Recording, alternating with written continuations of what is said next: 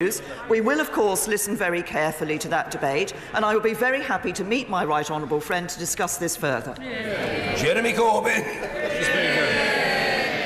Mr. Speaker, I agree with the Prime Minister on what she just said about Barcelona. The attack was abominable and appalling, and I think we should think of the victims, but also thank the people of Barcelona for their wonderful community response to what was a threat to all of them.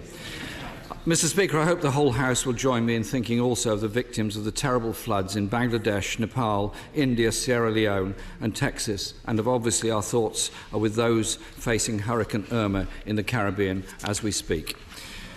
Mr. Speaker, every member across this House should be concerned that inflation is once again running ahead of people's pay. This week, workers at McDonald's restaurants took strike action for the first time in this country. The boss of McDonald's, Steve Easterbrook, is reported to have earned £11.8 million last year, while some of his staff are paid as little as £4.75 per hour. Does the Prime Minister back the McDonald's workers' case for an end to zero-hours contracts and decent pay? Prime Minister. Obviously, the issue that is taking place in McDonald's is a matter for McDonald's to deal with, but the questions... Let's focus on what the right honourable gentleman has raised, which is, let's focus on what the right honourable gentleman has raised about things like zero hours contracts. In fact, the number of people on zero hours contracts is very small. There are people who genuinely say as a proportion of the workforce, who genuinely say that it is a benefit to them to be on those contracts.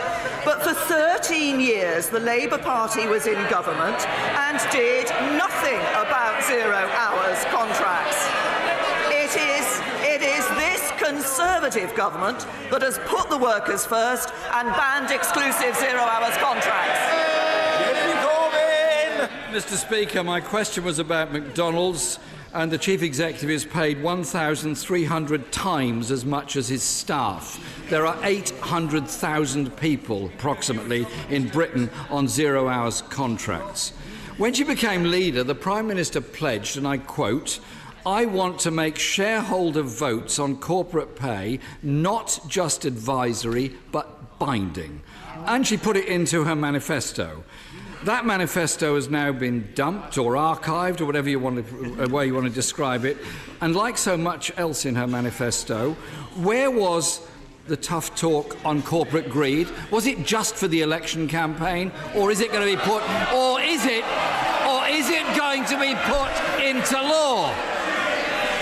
Prime Minister. Well, I suggest to the right honourable gentleman that he looks again at the action that in government Conservatives have taken on this issue. It is the Conservative government that has recently published our proposals on corporate governance. It's Conservatives that gave shareholders the power to veto pay policies. It's Conservatives that forced companies to disclose board directors' pay. And it's Conservatives that introduced tough transparency measures for the banks. That's been done not by a Labour government. It's the Conservative Party that's been putting workers first. I note she uses the word advisory because page 18 of the dumped manifesto says, Mr. Speaker, the next Conservative government will legislate to make executive pay packages subject to strict annual votes by shareholders. She's gone back on her word. To help people struggling, Mr. Speaker, to help people struggling to make ends meet, many politicians have become convinced that we need to cap energy prices. Even the Prime Minister was briefly converted to this policy. Last week, the profit margins of the big six energy companies hit their highest ever level. I wonder if I could now prevail on the Prime Minister to stick to her own manifesto pledges on this matter as well. Prime Minister. Well, first of all, on the question of what we were doing on corporate governance, actually I didn't use the word advisory in my answer, so can I suggest to the right honourable gentleman that in future he listens to the answer and doesn't just read out the statement that he's been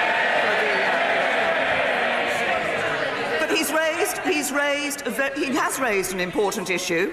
He's raised an important issue about energy prices because we are concerned about the way that that particular market is operating. We do expect the companies to treat customers fairly, and that's why we have been looking at the action that can be taken, and it's why the Business Secretary has been doing exactly that, and he wrote to Ofgem in June asking them to advise on what action they could take to safeguard customers. We're particularly concerned about those who are the poorest customers, who are kept on these tariffs that do not give them value for money. So I agree, and it's the government that is doing something about it. Well, Mr. Speaker, if only that were the case, because Ofgem's plans only will benefit 2.6 million customers. 17 million customers are shortchanged by the big six energy companies. She could and should take action on it. Mr. Speaker, but she's not the only one going back on her word.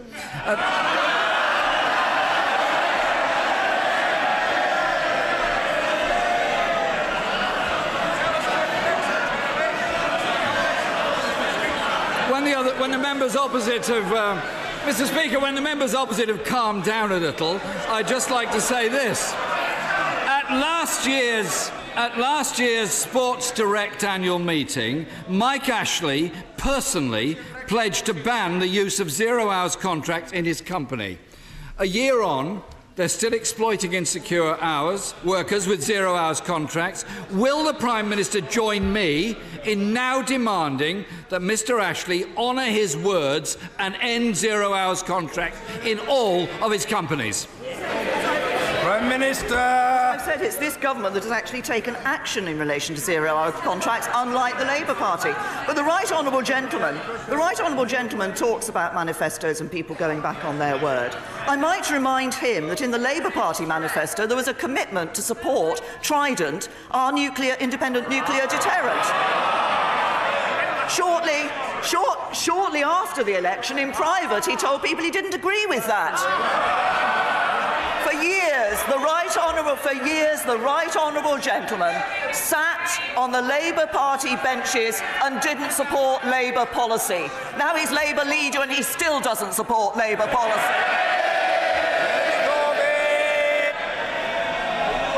Mr. Speaker, I listened really carefully to what the Prime Minister said on this occasion, and I'm struggling to see the connection between what she just said, Mike Ashley, Sports Direct and McDonald's. So maybe she could now answer the question, will she condemn what Sports Direct and McDonald's are doing to their staff? It's quite straightforward, yes or no. Mr. Speaker, today, thousands of nursing and other healthcare staff are outside Parliament.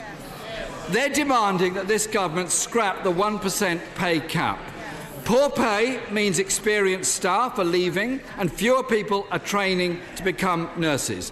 There's already a shortage of 40,000 nurses across the UK. Will the Prime Minister please see sense and end the public sector pay cap and ensure our NHS staff are properly paid?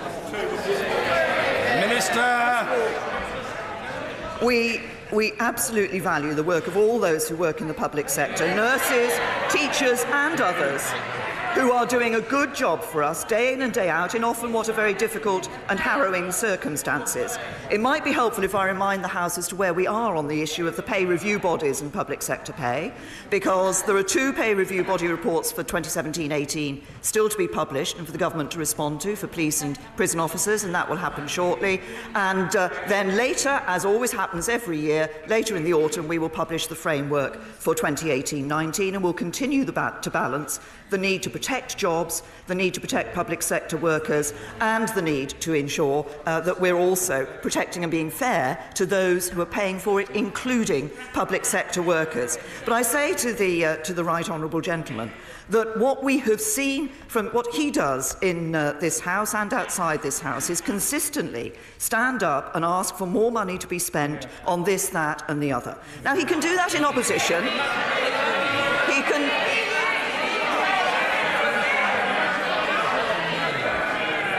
He asks consistently for more money to be spent. He can do that in opposition because he knows he doesn't have to pay for it. The problem with Labour is that they do it in government as well. And when Labour, as a result of the decisions the Labour Party took in government, as a result as a result of the decisions the Labour Party took in government, we now have to pay more on debt interest than on NHS pay. That's the result of Labour. Jeremy Corbyn! Speaker, the Prime Minister had no problems finding £1 billion to please the DUP. No problems whatsoever. And NHS staff are 14% worse off than they were 7 years ago. Is she really happy that NHS staff use food banks? Warm words don't pay food bills. Pay rises will help to do that. She must end the public sector pay cap. The reality, Mr. Speaker, for working people is lower wages and less job security, with in-work poverty now at record levels. So will the Prime Minister clarify something she evaded during the election campaign? For those struggling to get by, whether employed, self-employed, permanent or temporary, can the Prime Minister categorically state today they will not see rises in the basic rate of income tax, national insurance contributions or value-added tax? Prime Minister. I can tell the right honourable gentleman the help we have been giving to those who are just about managing. We've taken 4 million people out of paying income tax altogether. We've given a tax cut to over 30 million people. We see record numbers of people in employment in this country. We have given the lowest earners the highest pay rise for 20 years by introducing the national living wage. But you only get that with a strong economy. We believe in sound money. He believes in higher debt. We believe in making our economy strong so we can invest in our public services. Labour's approach is reckless, ours is balanced. Our approach delivers a strong economy. That's more money for the public services, more jobs for people and families. But you only get a strong economy and a better future with the Conservatives.